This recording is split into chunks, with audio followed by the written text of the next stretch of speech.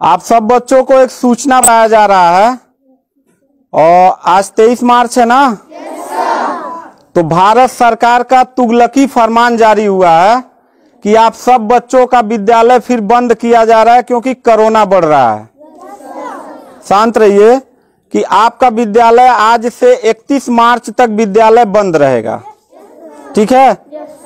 और आप सब लोगों को बताना चाहेंगे कि यही काम पिछले साल भी हुआ था कि एक हफ्ते के लिए लॉकडाउन किया जाएगा जब आपका एनुअल एग्जाम चल रहा था, और तब से लेके पूरा साल जो था वो विद्यालय बंद हो गया, जिससे आपकी पढ़ाई बहुत ज्यादा नुकसान हुआ।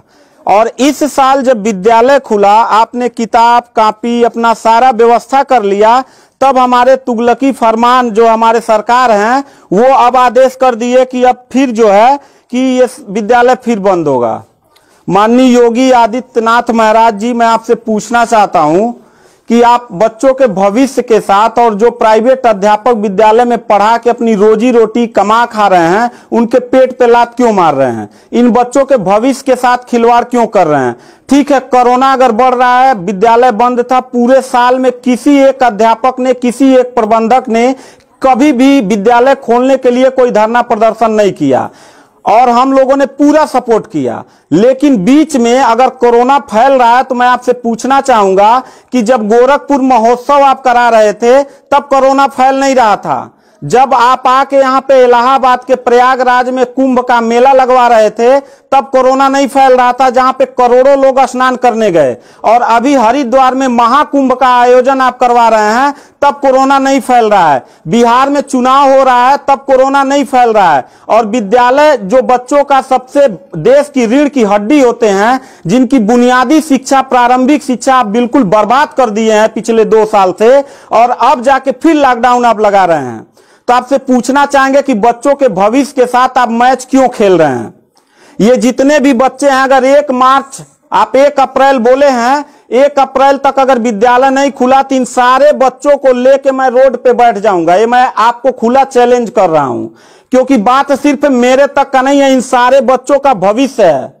और इन सारे बच्चों का भविष्य आप लोग अंधकार में डाल रहे हैं। आप लोग खुद नहीं चाहते हैं कि देश का बच्चा पढ़े, पढ़ के कुछ लायक बने। आप लोग अपना, जब रैली निकालना रहेगा, चुनाव रहेगा, तो कोरोना आपके पास नहीं रहता है। और जब आपको लगेगा कि आपके विपक्ष में लोग खड़े हो रहे हैं तो आप कोरोना का ड्रामा करा के विद्यालय को सबसे पहले आप बर्बाद कर रहे हैं। आप बताइए, विद्यालय में, आप गोरखपुर जिले में 193 लोगों ने अपने विद्यालय की मान्यता निरस्त करा लिया। जानते हैं क्यों? महंत योगी आदित्यनाथ जी, क्योंकि वो लीज पे चलाते थे और उनका भाड़ा हुआ करता था 40,000 45,000 रुपया मंथली हुआ करता था। वो भाड़ा न चुकाने के वजह से, चूंकि मालिक को भाड़ा चाहिए, उन लोगों ने अपनी मान्यता निरस्त करा दिया। और सरकारी जो स्कूल है उनकी हालत तो पहले से मतलब खस्ता हो चुकी है। तो ऐसे कंडीशन में गार्जियन करे तो क्या करे, और हम अध्यापक करे तो क्या करें? ये जितने भी 16-17 स्टाफ हैं, इन सब लोगों की रोजी रोटी चलती है इन बच्चों के और इस विद्यालय के संस्था से। आप लोग हमारे पेट पे प्रहार कर रहे हैं, हम लोगों के व्यवसाय से प्रहार कर रहे हैं। अगर आपको लग रहा है कोरोना है, ठीक है, विद्यालय बंद कर दीजिए, तो आप ये भी अपनी नियत को साफ करिए कि कुंभ का जो मेला, महाकुंभ का लगवाने वाले हैं, उसको भी कैंसिल कर दीजिए। और जो गोरखपुर महोत्सव और गोरखनाथ का मेला लगवा के आप ड्रामा करवा रहे हैं, वो भी बंद करवाइए। यानी आप खुद नियम का पहले फॉलो करिए, हम लोग नियम को फॉलो करने के लिए तैयार हैं। अगर लास्ट में जाते जाते यही कहेंगे, इन बच्चों को, चेहरों को देखिए, इनके माता पिता ने सारे बच्चों का, किनका मोबाइल बज रहा है, साइलेंट कर लीजिएगा सर। इन सब बच्चों के माता पिता ने, बच्चों कितने लोगों ने आप किताब कॉपी अपना सारा कंप्लीट कर लिए हो? पता है, एक एक बच्चों की किताब कॉपी 2-2 हजार रुपए की आती है। आप फिर लॉकडाउन लगा दिए, इनकी पूरी पढ़ाई बर्बाद हो गई। अब यानी आपने 1 हफ्ते का लगाया है, आपकी नीयत पे तो मुझे 100% विश्वास है ही नहीं है कि आप करोगे क्या। आप पूरे साल पढ़ाई बर्बाद करोगे। हाथ नीचे करिए। अब ये बच्चे करेंगे क्या? किताब लेकिन इनके गार्जियन करेंगे क्या? हम लोगों ने पूरा कोऑपरेट किया सरकार को। जितना दिन लॉकडाउन लगा था उतना दिन का मैंने पूरे सभी विद्यालय के लोगों ने शुल्क माफ कर दिया, क्योंकि गार्जियन के ऊपर कोई लोड न पड़े। हम लोगों ने टीचरों को पेमेंट नहीं किया, क्योंकि हम लोगों ने जब फीस नहीं लिया तो पेमेंट कहां से करें। हम लोगों ने पूरा सरकार का साथ दिया, जितना हो सकता था सब लोगों ने साथ दिया। लेकिन अब इतनी कंडीशन होने के बाद, विद्यालय खुलने के बाद आप लोग विद्यालय बंद कर रहे हैं, ये बहुत ही गलत कर रहे हैं। और आपका पॉलिटिकल जो फंडामेंटल जिस पे आप चल रहे हैं कि जिन नियतों पे आपका बर्बाद होने वाला है, मैं लिख के आपको दे दूंगा कि अगर फिर से 1 अप्रैल के बाद, ठीक है, अगर 1 हफ्ते के रोकने के बाद कोरोना भाग जाता तो मतलब 1 हफ्ता आप बंद कर लीजिए, बिल्कुल हम लोग 1 हफ्ता नहीं पढ़ाई कराएंगे।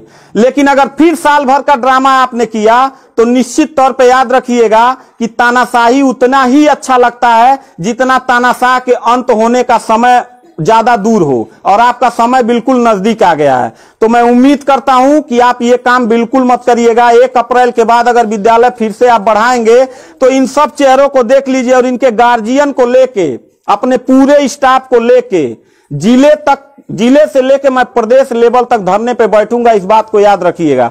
क्योंकि सवाल यहां सिर्फ मेरे रोजगार का नहीं है, मेरे जितने सहपाठी और जितने मेरे कर्मचारी लोग हैं और इन बच्चों के पढ़ाई का भविष्य का सवाल है। तो मैं इन बच्चों को लेकर धरने पे बैठ जाऊंगा और जरूरत पड़ा तो असंवैधानिक भी हो जाऊंगा।